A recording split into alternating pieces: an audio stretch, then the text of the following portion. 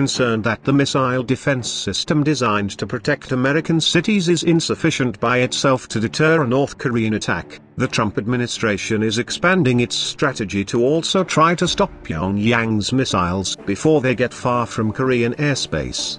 The new approach, hinted at in an emergency request to Congress last week for $4 billion to deal with North Korea, envisions the stepped-up use of cyber weapons to interfere with the North's control systems before missiles are launched, as well as drones and fighter jets to shoot them down moments after liftoff. The missile defense network on the West Coast would be expanded for use if everything else fails. In interviews, defense officials, along with top scientists and senior members of Congress, described the accelerated effort as a response to the unexpected progress that North Korea has made in developing intercontinental ballistic missiles capable of delivering a nuclear bomb to the continental United States. It is an all-out effort, said Senator Jack Reed of Rhode Island, the top Democrat on the Senate Armed Services Committee, who returned from a lengthy visit to South Korea last month, convinced that the United States needed to do far more to counter North Korea. There is a fast emerging threat, a diminishing window, and recognition that we can't be reliant on one solution. For years, that single solution has been the missile batteries in Alaska and California that would target any long-range warheads fired toward the American mainland, trying to shoot them down as they re-enter the atmosphere. Such an approach, known as hitting a bullet with a bullet, remains of dubious effectiveness, even after more than $100 billion has been spent on the effort. Anti-missile batteries on ships off the Korean coast and in South Korea protect against medium-range missiles, but not those aimed at American cities. So the administration plans to pour hundreds of millions of dollars into the two other approaches, both of which are still in the experimental stage. The first involves stepped-up cyber attacks and other sabotage that would interfere with missile launches before they occurred, what the Pentagon calls left of launch. The second is a new approach to blowing up the missiles in the boost phase, when they are slow-moving, highly visible targets. President Trump has praised the existing missile defense system, insisting last month that it can knock out a missile in the air 97% of the time, a claim that arms control experts call patently false. In trial runs, conducted under ideal conditions, the interceptors in Alaska and California have failed half of the time.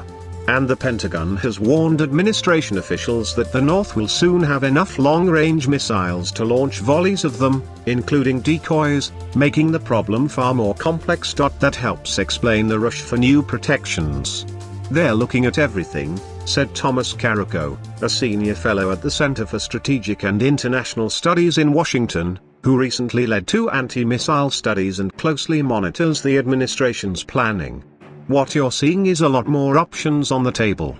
The $4 billion emergency budget sought by the White House is on top of the $8 billion that the Missile Defense Agency has already been granted for this fiscal year, as well as what other military services and agencies are putting into missile defense.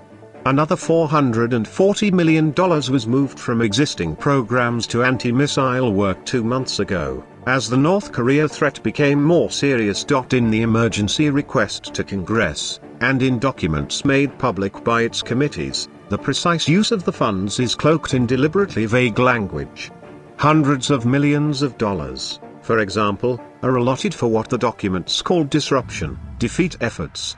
Several officials confirmed that the disruption efforts include another, more sophisticated attempt at the kind of cyber and electronic strikes that President Barack Obama ordered in 2014 when he intensified his efforts to cripple North Korea's missile testing. Using cyber weapons to disrupt launches is a radical innovation in missile defense in the past 3 decades. But in the case of North Korea, it is also the most difficult. It requires getting into the missile manufacturing, launch control and guidance systems of a country that makes very limited use of the internet and has few connections to the outside world, most of them through China, and to a lesser degree Russia. In the operation that began in 2014, a range of cyber and electronic interference operations were used against the North's Musudan intermediate-range missiles, in an effort to slow its testing. But that secret effort had mixed results. The failure rate for the Musudan missile soared to 88%, but it was never clear how much of that was due to the cyber attacks and how much to sabotage of the North's supply chain and its own manufacturing errors. Then Kim Jong-un, the country's president, ordered a change in design.